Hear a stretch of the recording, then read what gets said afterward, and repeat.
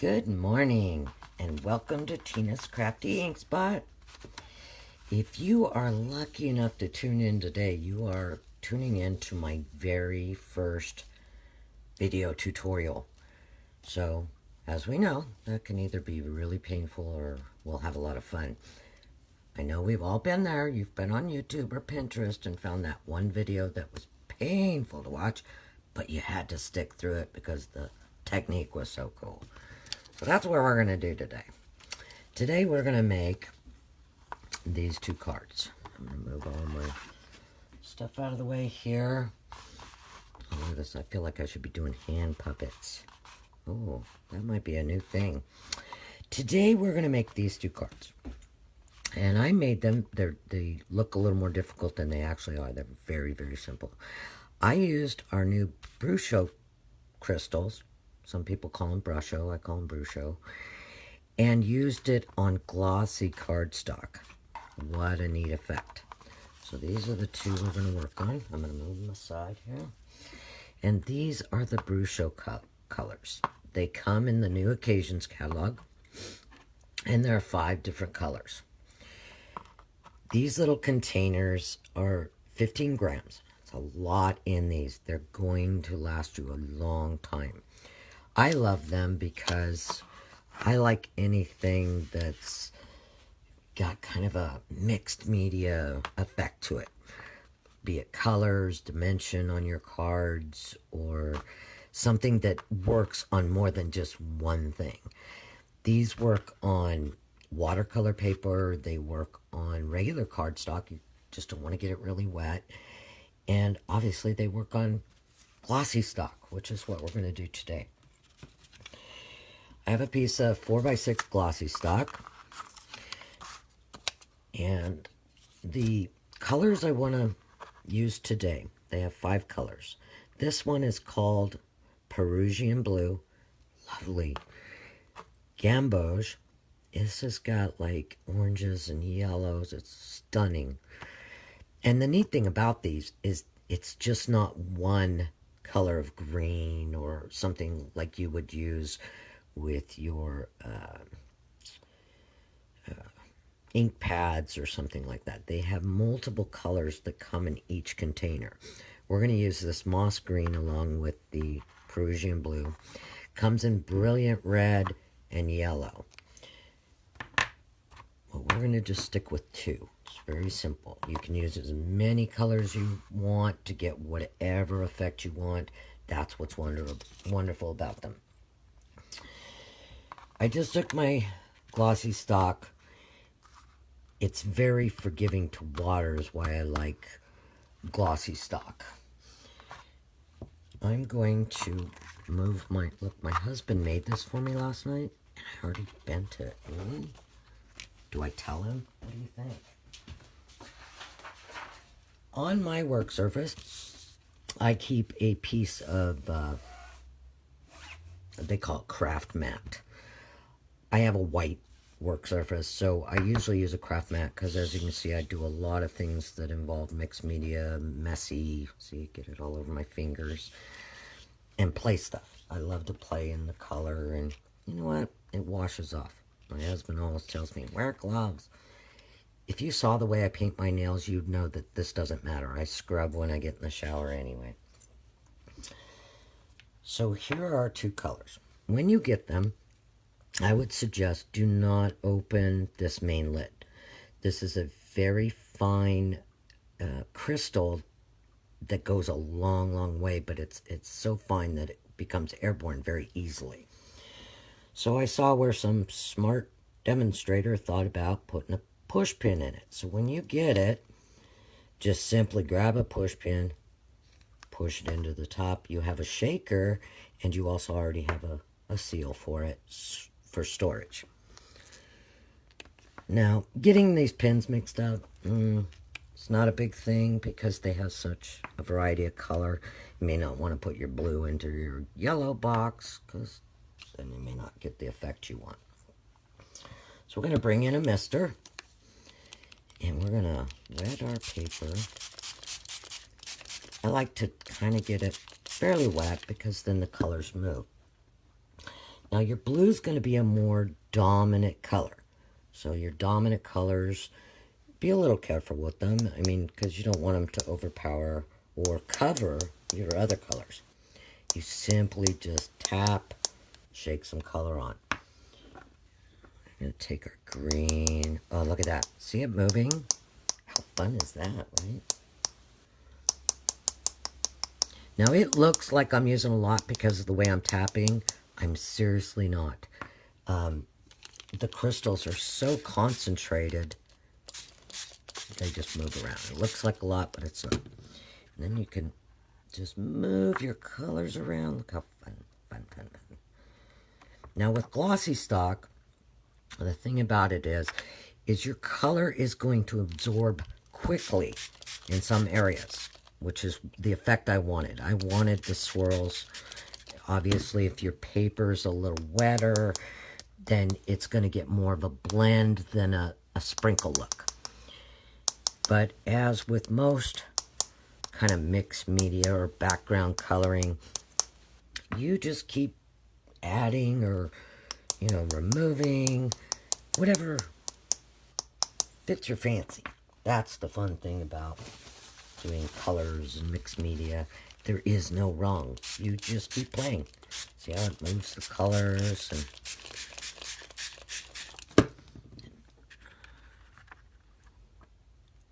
and then you just want to move it around until you get the effect you want. I'm kind of just wanting some of those greens to blend. Keep paper towels, obviously clean up a little bit of your mess as you go. I want some darker blue tones in here, so I'm going to add just a little bit of water. I'm going to add some more blue. As you can tell, I've been doing this most of the morning. It's about 3 o'clock my time, a.m.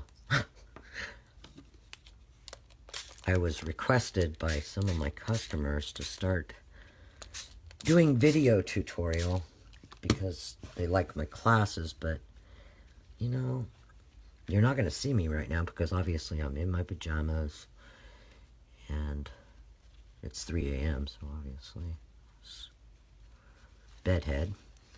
See, look how... Now when you dab off on glossy cardstock, it's not going to have the dramatic effect dabbing off has on either your watercolor paper or your regular cardstock because of the way glossy stock absorbs color quickly. Or I guess you could say it stains it faster. I really like the blues, so I want some dark blue accents, and I want to add a couple concentrated green concepts. Like I said, I'm not using much of it. These will last you.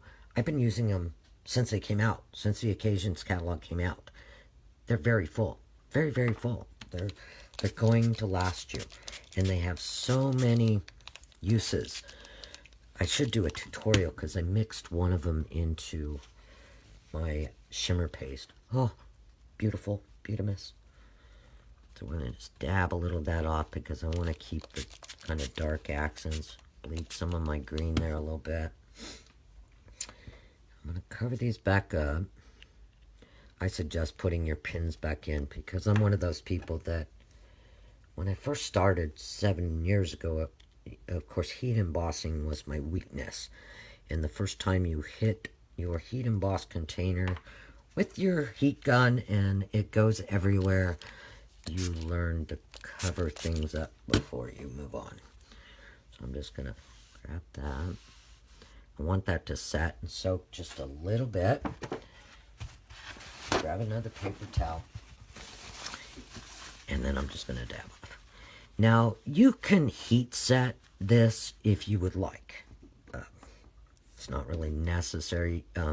When you're using regular cardstock or watercolor paper, I would suggest not really dabbing off too much because it will pick up the color. Where on, see, the glossy stock, it's not really picking it up. But I'm just getting some of the excess water off. And then I'm going to set it aside and let it dry you can use your heat gun. I would suggest on glossy stock to be very careful with your heat gun because it can bubble it, you know, because it's got that layer on it. And it can bubble it. It gets too hot, but see, it's very forgiving. So we're going to set that aside and let it dry. While we're doing that, I'm going to try to clean up a little of this. Because I am one of those people that I will grab or mess up a pre-made card by accidentally sticking it into a mess I've got made. Alright, I'm going to grab a regular piece of grid paper. And what I have here is just a 4 by 5 1/4 piece of Whisper White. And what we're going to create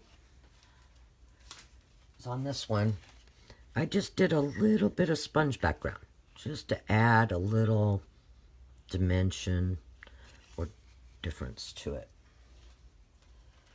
When you're doing just something like that, that's a simple line effect sponging, this grid paper comes in absolutely necessity. Oh my gosh, I'm making up my own words. It's kind of like Butamus. Butamus is my favorite word. See, I can be like that chef that's always like, bam, I'll be Butamus.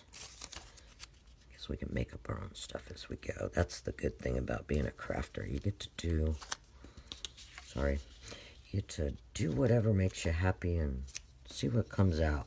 It's only paper. Just keep going until you get what you want.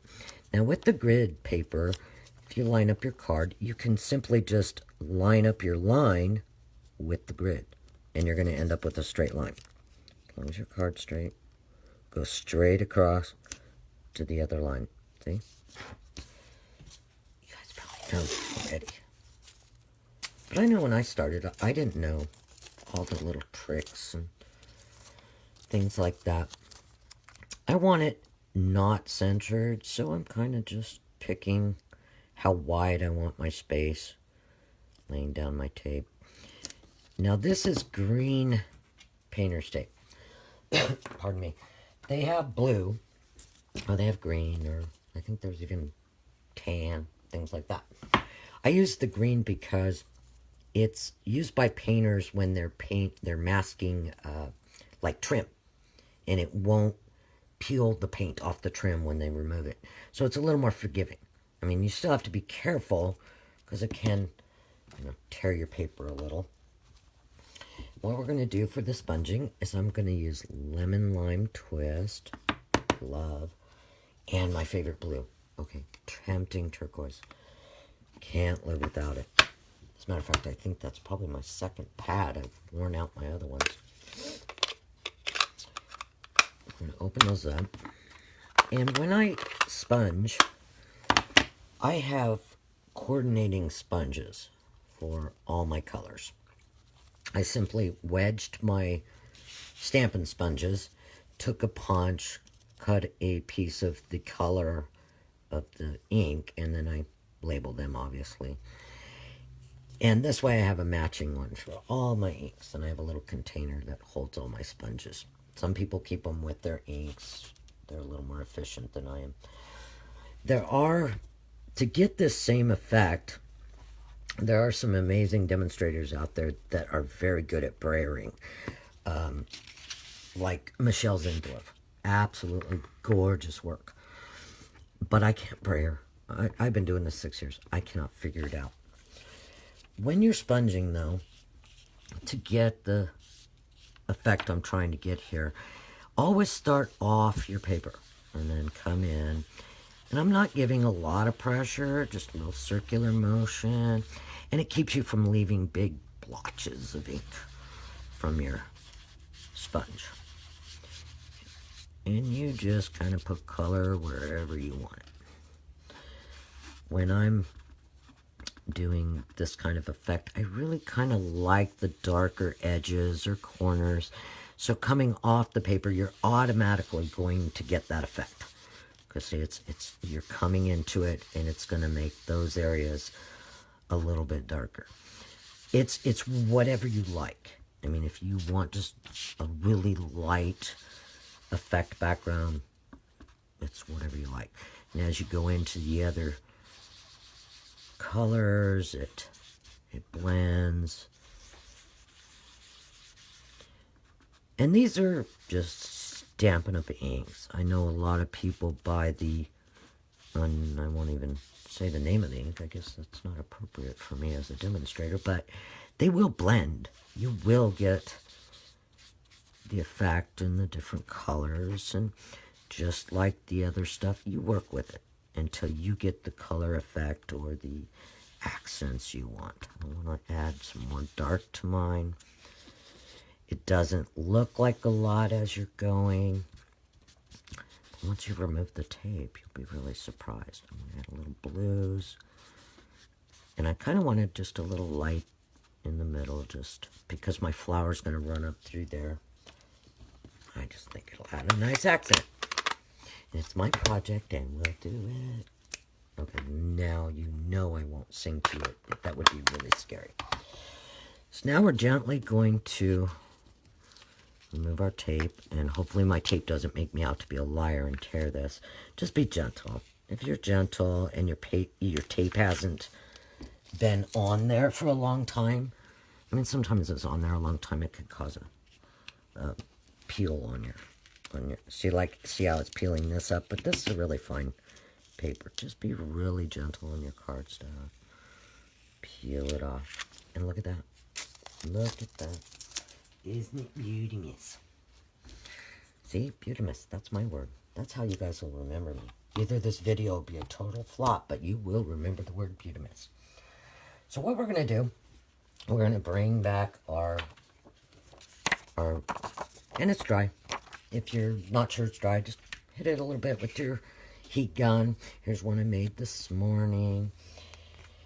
And what I did is Stampin' Up! Came up with an adhesive sheet. It's by Sizzix. And when you're doing these really fine dies, it used to be that you had to flip it over and take your fine tip glue pen and try to get glue on there really gently and try to lay it on your project without getting glue all over.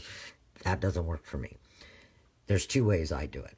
If I have one that I have forgot to use my adhesive double-sided sheets, see, Stampin' Up! Has these. Now, I've had these since they came out. It comes with 12 in there, and they're going to last you forever. I merely cut off a piece 4x6 to match my glossy stock.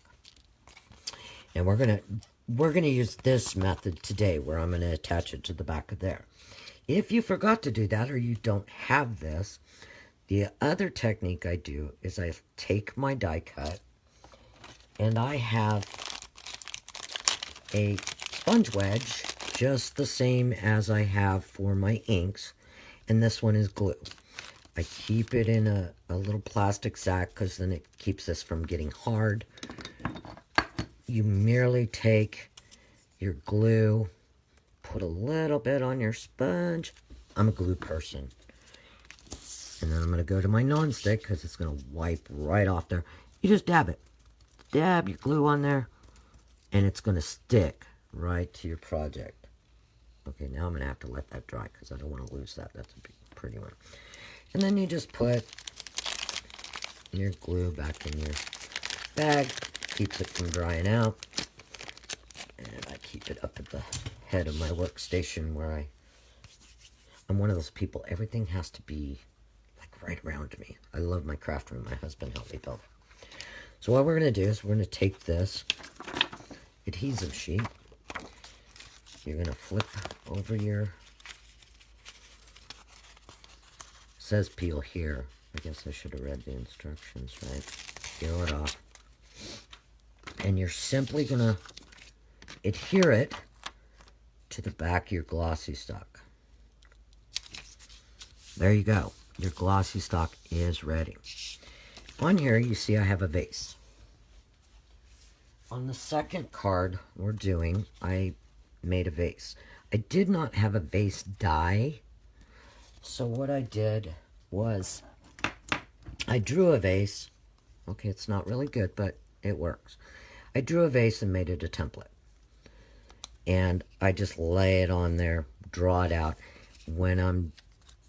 Once it's on there, I just fussy cut it out and I have a vase in which I've saved you the painstaking way. Fussy cut, and I've already got one ready. But what we are going to do is we are going to die cut our flourished flower. This set of flourished flowers, I keep all my dies hanging in a filing cabinet. This set of flourished dies goes with the Flourishing Phrases stamp set. Love this set. Look how intricate these are. They're wonderful. I use them for everything. So we're going to use this one right now. And as you see, you'll get several images out of one piece. Okay? So we have our vase we're going to cut out. And we're also going to cut out, I know you guys can hear me dropping everything. We're also going to cut out our other little flower, which is also part of the set right here. So we're going to have our vase and our two flowers. I'm going to have to go over to my machine because I cannot carry my Big Shot over here. I had shoulder surgery a few weeks ago and I can't lift more than a pound with my arm. So I'm going to step out and just run these through my machine real quick. Bear with me. I guess I should have had like a music pause for you guys.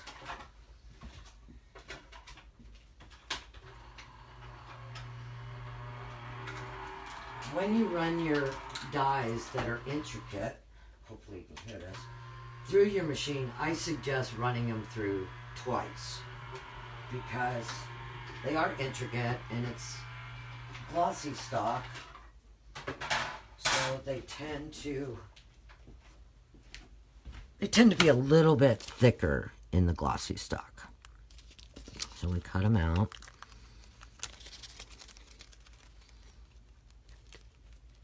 Oops. Oh. And then we have that. See, you guys get to be a part of all my bloopers. See, this will be my first blooper video, I'm sure. So you have here, I'm trying to hold those on there because if it peels off of that, that's the sticky side back there. Stampin' Up! Has this also wonderful tool called a die brush. You take your intricate images and it just pops out your stuff out of there and your image. Sometimes you have to take, especially glossy stock, tends stuff sticks just a little bit, and just take, you know, your tweezers and pop them right out. You're good to go. This one, still use the die brush, but since my adhesive has come loose there a little, I want to be a little bit careful on why it did that. Oh, you know, I do know why it did that. It's because I'm doing a video. So, I'm assuming if it can go wrong, it does. But, you know what? We all start somewhere. As long as we're having fun. Alright, so we got those out. I'm going to move this aside for you.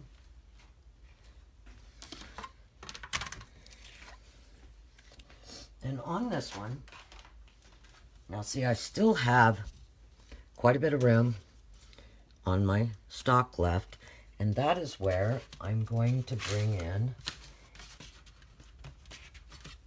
my word die.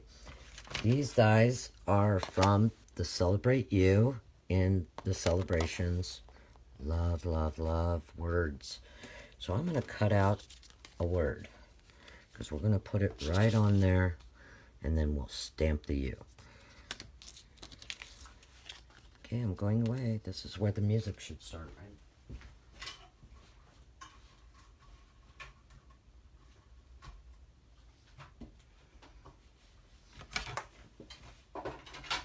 I know. I guess I need to work on how I do this. But if I had my Big Shot there, you guys would be a part of this.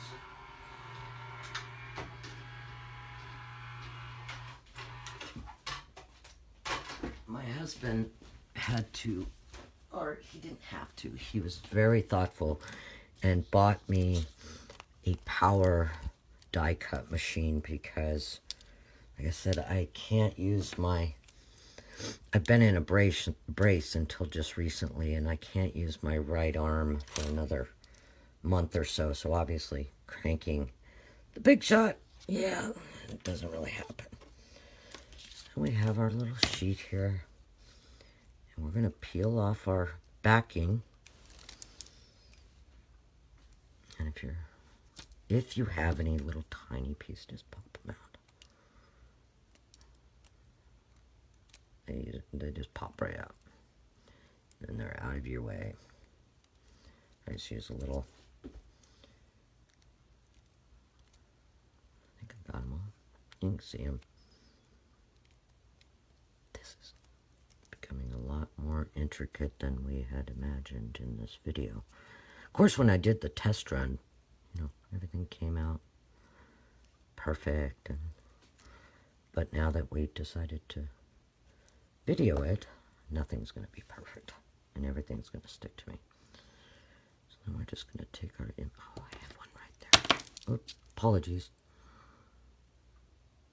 It's stuck. I want to get it off.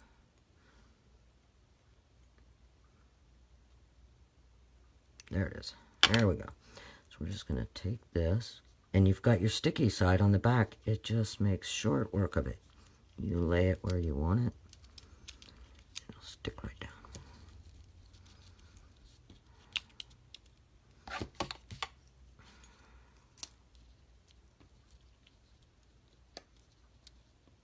As with all the little pieces. Oh my goodness, you guys.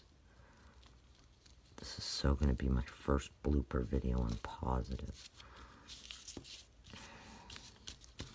It's got our flower. Now we have our amazing, which this double-sided adhesive works so well on such intricate words. Look, it just peels right off. I want to put my amazing up a little because I'm going to stamp you. Let me come off to the side a little bit here. Wow, does it seem like my little hand puppets are shaking? That could be the third cup of coffee I'm dealing with. And then we're going to take our U-stamp, which comes with the matching stamp set in the celebration. And you've got a little tiny U there, or you could do any number of them. This one is in your celebrations right here. When you do a $100 purchase, you can get it for free. This celebrations this year is one of the best. I'm, of course, had to have that first, and it's just a great deal. Now, this ends the end of March, so you might want to, if there's stuff in there you want, you might want to get it, because the end of March, it could be hard to get. Then I'm just going to take, I like Pacific Point. It's a brilliant blue, and I wanted my U to stand out a little bit. Normally, I would use my Stamparatus for this because you're guaranteed almost to stamp everything straight. But my Stamparatus is set up for a Easter blog hop card I'm doing, and I've got all my stamp sets pre-set up on it, so I don't want to move them yet. So we're just going to rough it, and I'm going to hope I stamp this straight. There we go.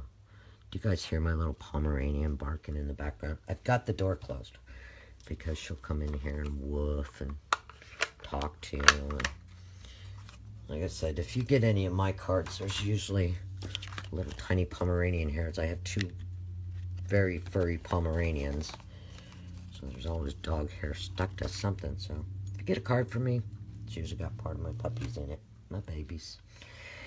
And there is that. And you're simply going to, this is an A2 card size, 4 1/4 by 5 1/2, scored. And I usually, when I score, I fold mine mountain, I call it mountain in, because it seems to fold straighter for me. Some people, everybody's got a different technique. Some people can just fold it straight out and just folds like they knew what they were doing. Not me. Of course, I like crisp edges. Use your bone folders. And then we're going to adhere that to our card face. I guess I could clean up my workspace for you guys, right? This is how I roll. If my craft space isn't a mess, then who'd thunk? I'm a glue person. Some people are really good at the tape runners, and I have my times when I am. But I have trouble with getting my corners down. And for me, glue is forgiving for when I'm lining up. So I'll line up my one side, my top, lay it down. And you have just a couple seconds or so to make sure it's square. Look at that. And these are the shimmer glitter dots. Oh, you might want to get these because I have a feeling they're going to be in the in colors that are going to go away. Probably, I want to say like May probably is when will come out. Pardon me, the in colors will change out to a new set of colors coming in the upcoming year in the new catalog when it's released.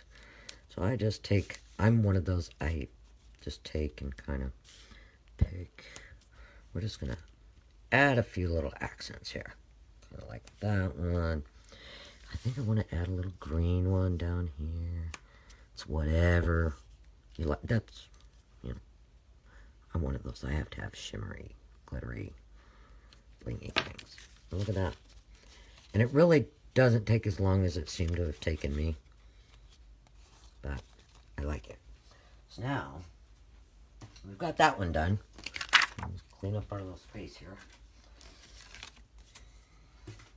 And now what we're going to do is this one. Very, very, very just simple, short. And all I did in the difference of that one is I cut out a stitched oval from the Stitch Shapes Thinlits. Love anything stitched. We used to have to use our cutter blade, I think that, or if you've been stamping long enough, you had to use the little poker and the templates and things like that. Pardon me.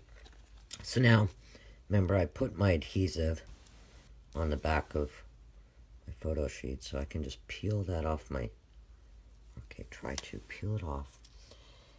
And what I did on this, which you can or you can't, you don't have to, is I took a couple of dimensionals and I laid them right in the middle because I want my vase to look, I don't know if you can see it, a little bubbled, like a vase would be rounded. You don't have to do it because it has enough dimension that it's not really necessary. And when I do die cuts, often I will either take a black marker or whatever colored marker, and I do it from the back side, and all I do is color the edges. When you do that, it seems kind of weird, but when you do it, it adds dimension without having, you know, just a really stark white edge.